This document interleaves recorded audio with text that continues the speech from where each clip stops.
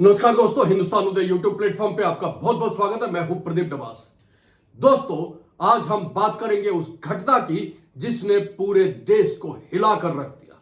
अमरनाथ यात्रा जैसी संवेदनशील ड्यूटी के लिए जा रहे हमारे 1200 बीएसएफ के जवानों को जिस तरह की ट्रेन मुहैया करवाई गई वह किसी शर्म से कम नहीं है। दोस्तों, जर्जर डिब्बे, टूटी खिड़कियां, गंदे टॉयलेट, बिजली नहीं, कॉकरोच और बदबू से भरी हुई ट्रेन। सवाल उठता है कि क्या हमारे देश के जवानों के साथ ऐसा सलूक होना चाहिए? चलिए शुरू करते हैं आज का ये वीडियो।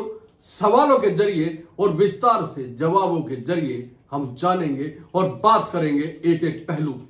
सबसे पहले जानते हैं कि क्या है ये पूरा मामला।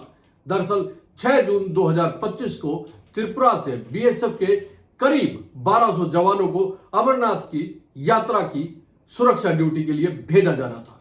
इसके लिए रेलवे से एक विशेष ट्रेन की मांग की गई थी। बीएसएफ ने AC-2 के 2 कोच, AC-3 के 2 कोच, 16 स्लीपर कोच और 4 जनरल स्लीपर कोच की मांग की थी। लेकिन जो ट्रेन NFR यानी कि नॉर्थ ईस्ट फ्रंटियर रेलवे की ओर से दी गई उसकी हालत इतनी खराब थी कि बीएसएफ के जवानों ने उसमें सफर करने से इनकार कर दिया।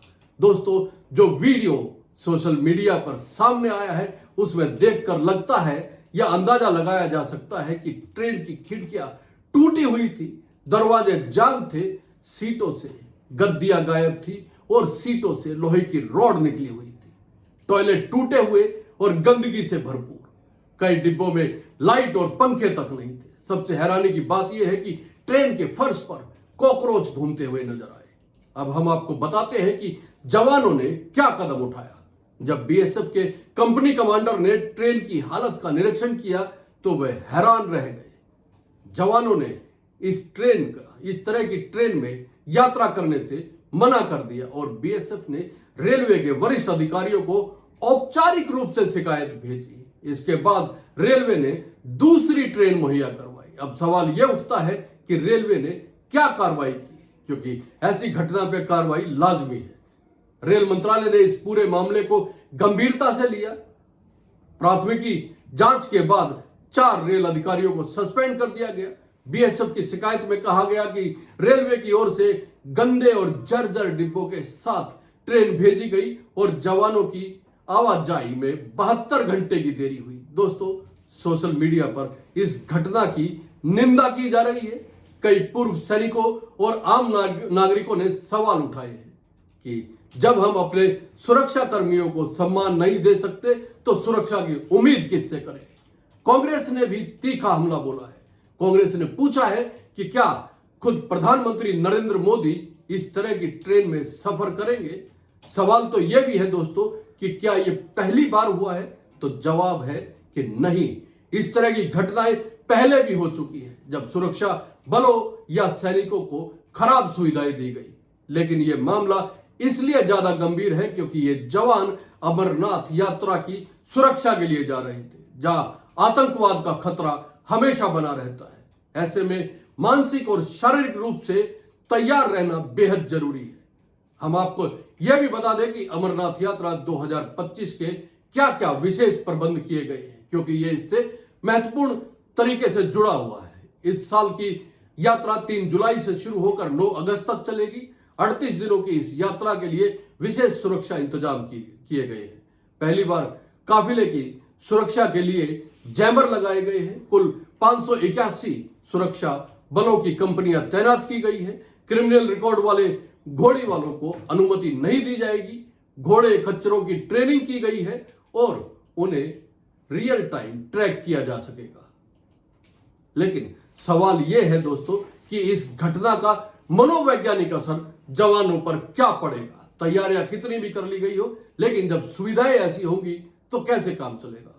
तो हम बताते हैं जवानों के मन में यह बात बैठ सकती है कि सिस्टम उनके लिए बिल्कुल भी गंभीर नहीं है। जब आप ड्यूटी के लिए निकलते हो तो आपको गंदगी और असम्मान मिले तो मानसिक रूप से नकारात्मकता प्रभाव पड़ता है।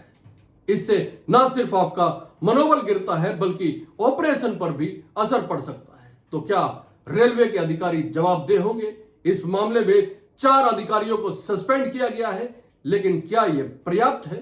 सवाल यह भी है। जब तक जिम्मेदार लोगों के खिलाफ ठोस कार्रवाई नहीं होगी, ऐसी घटनाएं दोहराई जाती रहेंगी। संसद में इस मुद्दे को उठाया जाना चाहिए और एक स्थायी सुधार की जरूरत है दोस्तों। ऐसे में जनता और मीडिया की भूमिका क्या होनी चाहिए, यह भी बड़ा सवाल है। इस पे बात करनी बेहद जरूरी है। जनता को इस मुद्दे को सोशल मीडिया और अन्य प्लेटफॉर्म पे उठाते रहना चाहिए और मीडिया की भूमिका यह सबसे अहम हो जाती है। मामले को दबाने के बजाय उजागर करना मीडिया की जिम्मेदारी है, ताकि जवाबदेही तय हो सके।